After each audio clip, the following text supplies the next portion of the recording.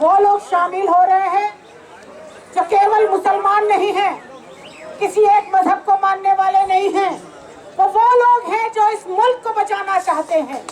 वो लोग हैं जो हिंदुस्तान के आईन को बचाना चाहते हैं, जो हिंदुस्तान की जमहूरियत को बचाना चाहते हैं। आज वो लोग सड़कों पर निकले हुए क्यों? क्योंकि ये जो रेजीम यहाँ बैठी हुई है, जिसके नेता मोदी हैं, वो अपने पैरों तले इस मुल्क की जमहूरियत को कुचल रहे हैं।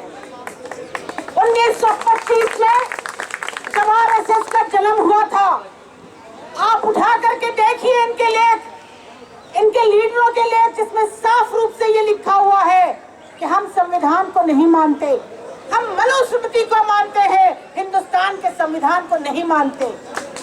आज ये हमसे देशभक्ति का सर्टिफिकेट मांग रहे हैं।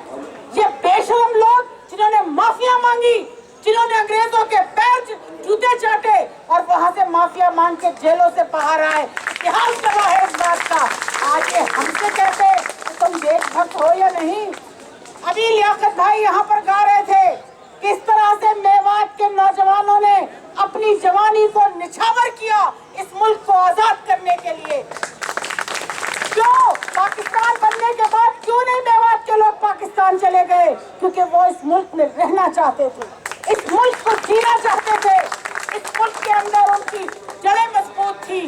आज ये पूछते हैं कि हम कौन हैं, तुम कौन हो, हम ये पूछना चाहते हैं। तुम्हारी सबसे बड़ी नेता, तुम्हारी जो राजस्थान की चीफ मिनिस्टर है वसुंधरा राजे, उसके पुरखों ने क्या किया था?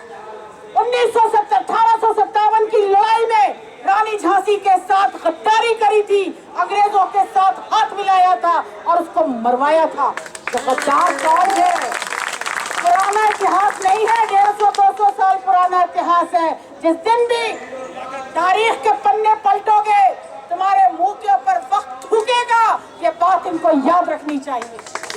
मैं कहना चाहती हूँ साथियों आपके बीच में कि मार्क्सवादी कम्युनिस्ट पार्टी पूरे जोर और शोर के साथ इस माहौल के खिलाफ, इस जहनियत के खिलाफ, इस मेंटालिटी के खिलाफ सड़कों पर उतरी हुई है। हम लगातार धरने कर रहे हैं, लगातार लड़ रहे हैं जहाँ जितनी हमारी ताकत है।